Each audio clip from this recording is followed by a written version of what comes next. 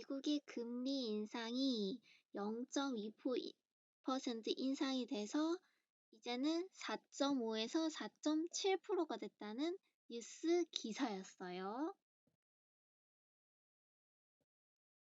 기사 일부를 보면은 연방준비제도라는 곳이 있네요, 미국에. 이런 곳에서 기준금리를 0.25% 올렸대요. 또 올렸대요. 예상대로 물가 잡기를 위한 고강도 금리 인상 정책에서 벗어나서 이제는 통상적인 인상폭인 0.25%가 됐다는 거겠죠. 이거에서 볼 수 있는 게 물가랑 금리랑 무슨 관계가 있다는 거를 눈치를 챘어요. 그래서 뭐 밑에도 다 똑같아요. 점점 올리고 있다, 금리를. 그래서 16년간의 최고 수준을 유지하게 됐다. 이런 기사였어요. 첫 번째 문단은 이런 내용이었어요. 물가와 금리가 무슨 관계가 있다고 했죠? 물가가 상승을 하면 금리가 올라가고 물가가 하락을 하면 금리가 내려간대요. 근데 왜 그런지 한번 알아볼게요. 물가를 잡기 위해서 금리를 올린다. 물가가 올라가면 금리가 올라간다가 아니고 물가를 잡기 위해서 금리를 올리는 거였어요. 예를 들어서 여기 다이아몬드가 2개가 있는데 시중에 2,000원밖에 없으면은 이 다이아몬드는 각각 1,000원이에요. 근데 시중에 10,000원이 있으면 이 다이아몬드는 각각 5,000원이에요. 시중에 있는 돈이 물건의 값을 결정을 해요.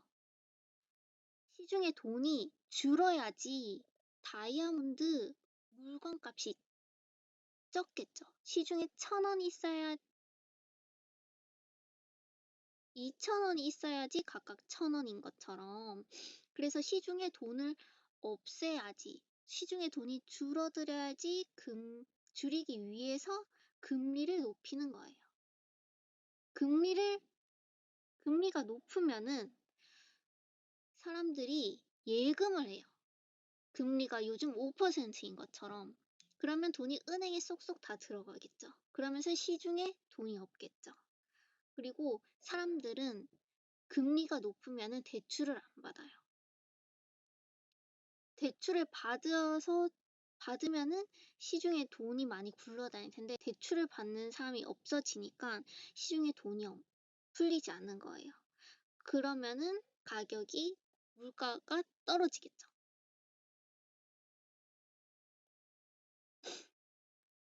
그걸 알고 이제 기사 다음 문단을 볼게요.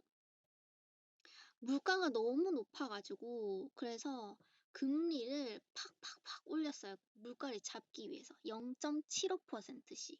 0.75는 굉장히 커요. Giant step.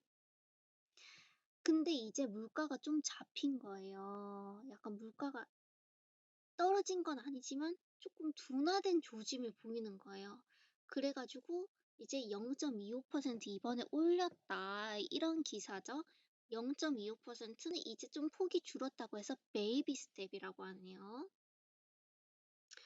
자, 이런 두 번째 기사였고요. 기사 세 번째, 이제 마지막 문단이에요. 이제 소비와 생산 측면에서 완만한 성장이 이어지고 노동시장도 견고하다. 인플레이션은 완화했지만 여전히 상승 국면이다. 이어 러시아와 우크라이나 전쟁으로 세계적인 불확실성이 증가하고 있다. 연준은 인플레이션 위험에 고도로 주의하고 있다. 금리 인상 기조 유지 필요성에 무게를 실었다. 라고 했어요. 여기서 인플레이션이 뭔지 몰라. 그래서 한번 인플레이션이 뭐냐면 통화량이 증가로 시중에 돈이 많아가지고 화폐 가치는 하락하고 모든 상품의 물가가 전반적으로 오르는 현상. 아까 그 다이아몬드죠. 그런 현상을 인플레이션이라고 해요. 그래서 인플레이션이 되면은 이 물가 상승을 잡기 위해서 금리가 올라간다라고 말을 했죠. 인플레이션의 원인에 대해서 세 가지가 있어요. 첫 번째는 수요 인플레이션, 두 번째는 비용 인플레이션, 세 번째는 단순한 수요 이동이나 공공요금 인상, 저생산성으로 인한 공급 부족 등 이런 게 있는데, 수요 인플레이션은 수요가 많이 늘어나는데 그거에 맞춰서 공급이 일어나지 않기 때문에 물가가 올라가죠. 비용 인플레이션은 생산 비용이 오르면서 이제 가격도 올라가기 때문에 물가가 올라간 거예요. 세 번째는 아까 읽어줬죠.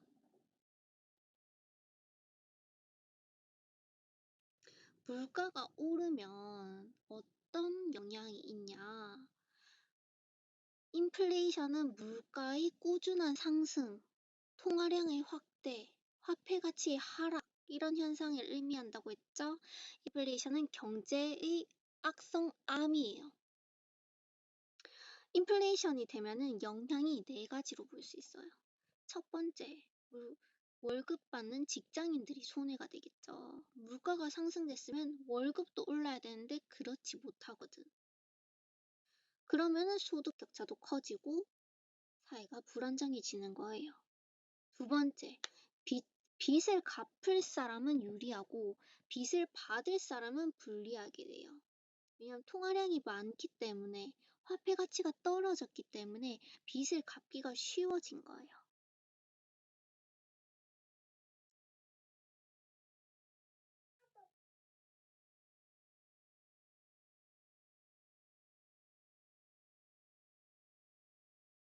세 번째는 상품값이 비싸지면은 더 비싼 값으로 수출을 해야 되는데 수출이 그럼 잘 안 이루어지겠죠. 그러면은 경제 성장이 또 잘 안 되는 거예요. 네 번째는 화폐의 가치가 시간이 갈수록 점점 떨어지게 되면은 그럼 저축을 안 하겠죠. 그럼 저축한 일이 줄어들어서 그러면 은행엔 돈이 안 들어오니까 자본 부족으로 대출이 줄어들고 경제 성장에 지장을 줄 수 있겠죠. 대출을 못 주겠는 걸 줄어드는 거.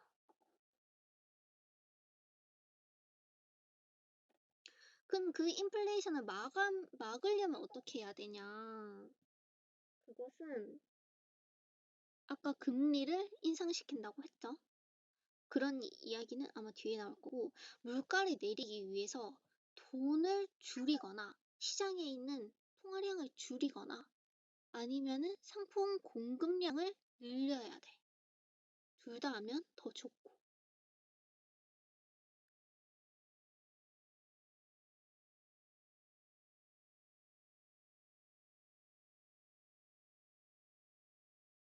밑에 거는 읽어보세요.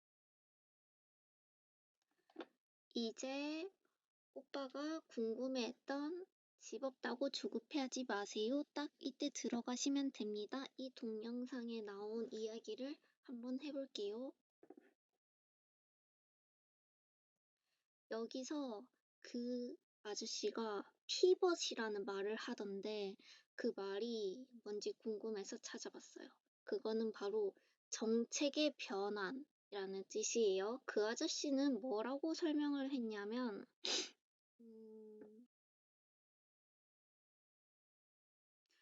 정부가 금리 인상이라는 피벗을 이런 이야기를 했거든요. 그래서 피벗 우리는 알게 됐어요. 그리고 실업률 이야기도 했어요. 미국이 실업률이 한 6% 정도까지는 돼야 되는데 뭐 이런 이야기를 하면서 금리가 내려가지는 않을 것 같다. 이런 이야기를 해서 실업률이랑 금리랑은 또 무슨 이야기일까 하고 찾아봤거든요. 그래서 지식인 결과 실업률이 낮다는 거는 다들 취업을 한 상태예요. 그래서 기업 입장에서는 사람을 구하기가 어려워져서 오히려 취준생들한테 일하러 와주세요. 이렇게 하면서 돈도 많이 줘야 되겠죠. 그리고 이미 그 사람을 채용하게 되면 퇴직을 하지 않게끔 계속 돈을 많이 줘야 돼요. 그래서 어느 정도의 실업률은 고용 안정화가 되고 된다는 거예요.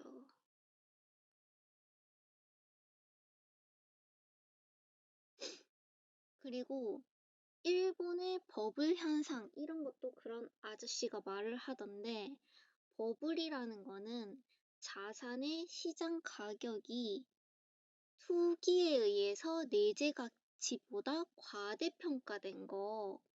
그래서 근데 과대평가됐으니까 터지겠죠. 버블 현상. 이것이 바로 일본에 있었던 이야기인데 일본은 지금 서울의 3분의 2 정도 가격밖에 안 돼요, 집값이. 근데 예전에는 서울의 50배. 바로 1987년에서부터 1990년도에 일어난 이야기예요. 원인은 정부의 금리 인하. 이거는 그냥 검색해서는 잘 안 나와서 내가 유튜브 참고를 했는데 아주 재밌고 그거를 정리를 해봤어요. 유튜브 밑에 있는 거 궁금하면 눌러서 자세하게 봐도 돼요. 1970년도 후반에 이 네모는 오른쪽으로 가는 거예요. 1970년대 후반에 기름값이 폭등을 했어요. 세계적으로. 그러면은 바로 원자재 값이 늘어났다는 거죠. 아까 전에 앞쪽에 인플레이션이 일어나는 원인에 대해서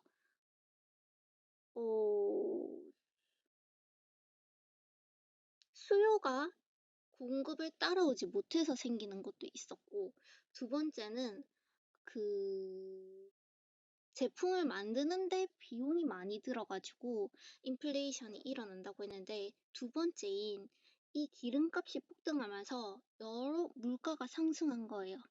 인플레이션이 발생을 한 거죠. 그래서 정부가 대책을 세웠어요. 금리를 높이자.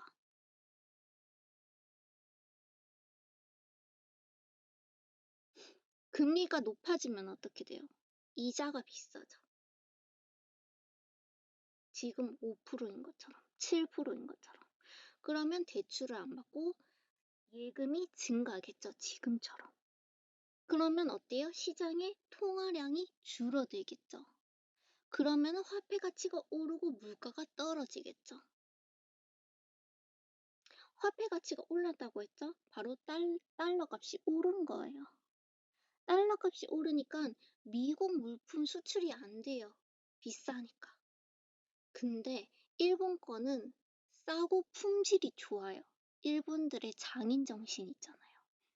그래서 일본 기업이 완전 호황돼서 세계적인 기업 순위를 보면은 완전 1위부터 10위 일본 완전 많아. 그래서 일본 기업이 완전 호황인데 미국이 그때 소련이랑 좀 사이가 안 좋았어. 근데 일본은 완전 호황이야. 그래서 미국 플라자 호텔로 일본을 불러.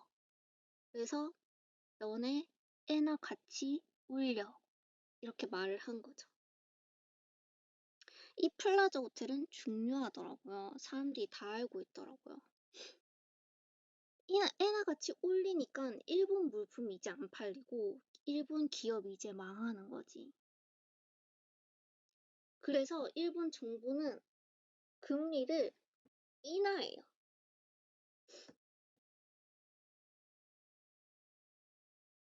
그러니까 어때요? 우리의 옛날 모습처럼 금리가 1점대, 2점대가 이렇게 됐대. 통화량이 늘겠죠. 화폐 가치가 떨어져요. 그니까 대출을 많이 내겠죠. 근데 사람들이 대출을 내가지고 기업들이 은행 대출을 내가지고 열심히 기업에 활성화를 시켜야 되는데 사람들이 그거 가지고 부동산하고 주식하고 불과 우리의 예전 모습이죠. 부동산, 주식, 투기 활성화. 그래서 부동산 값이 미친 듯이 올렸어. 그래서 미국보다 비싸진 거예요.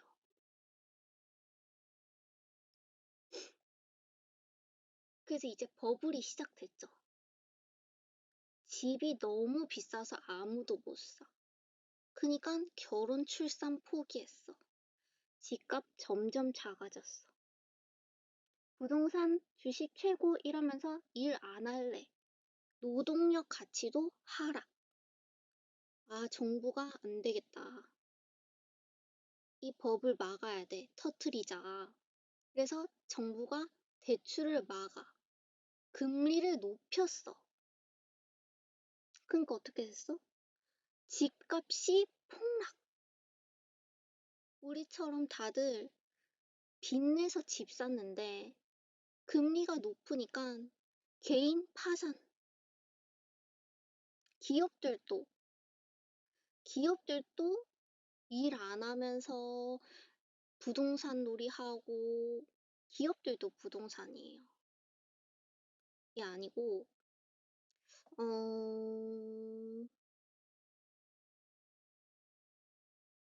주식. 사람들이 그냥 주식 기업의 그런 가치를 보고 한 게 아니고 주식 값도 점점 부동산처럼 올랐던 거니까 기업도 파산. 은행도 사람들이 대출 다 빌려줬는데 그걸 못 받으니까 은행도 파산. 이런 사건이 일본의 버블 현상입니다. 이 이야기를